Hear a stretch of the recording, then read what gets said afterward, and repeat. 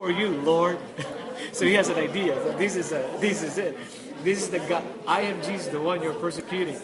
Because if you persecute those that are following me, you're persecuting me. You cannot kick the goat. The goat is something like, there's a saying, you cannot kick the prick. A goat is used by a shepherd it has a sharp edge, it's in a stick to prod the sheep to go, if the sheep is going astray, to go to where everybody else is going, right? So, is it hard to kick the goat or kick the prick? It's hard, right? You can't kick the sharp edge of a stick.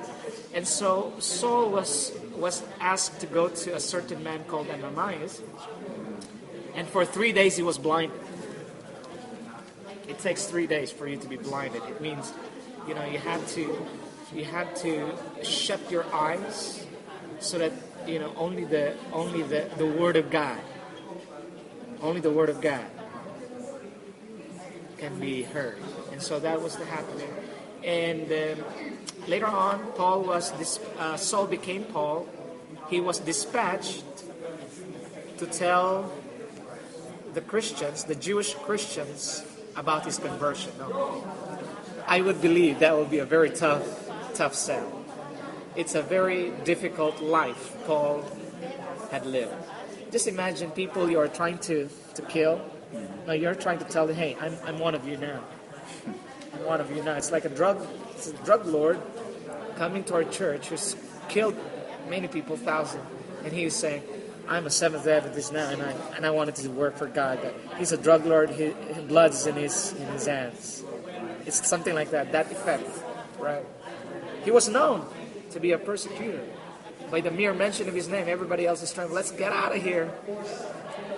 And Saul became Paul, and Paul, in his conversion, would like to speak, preach, teach the Word of God.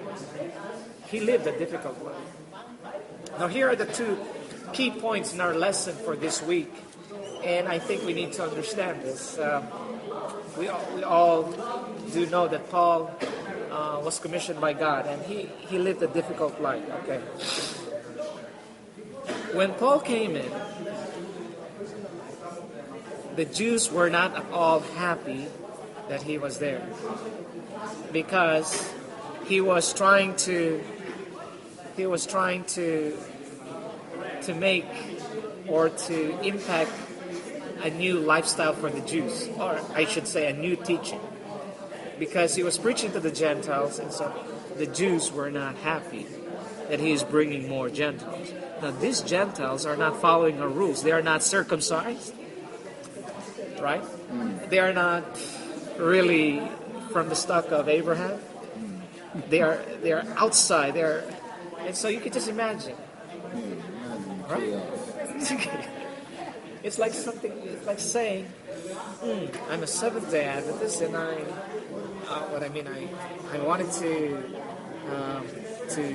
I was a former bad guy, and now I'm a Seventh-day Adventist, and I'm bringing my bad guys' friends to the church." During that time, he would say, "Hey, they were all happy that these people who are bad will be coming to church." No, they were not, because they did not follow Moses' law, and that was the controversy. Hey, before they become Christians like us, Jewish Christians, they had to be circumcised. They had to keep the law, and this is the misunderstanding, and this is the great. Even right now, this is the great controversy even in our church. And that's why Paul was very emphatic, we are saved by grace through faith. We are, he is the apostle to the Gentiles for that. Grace field. But this is the catch. Not all Jews were happy. So what can you do? This is the question.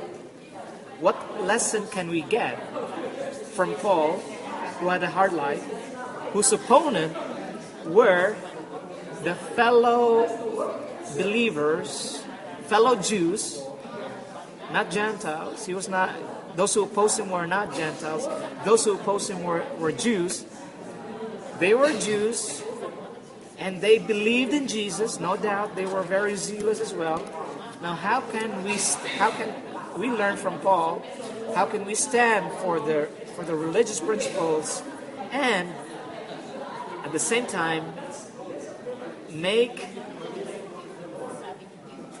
it clear at the same time that you are not fighting God's will. against God or against God's will? And that's a tough question.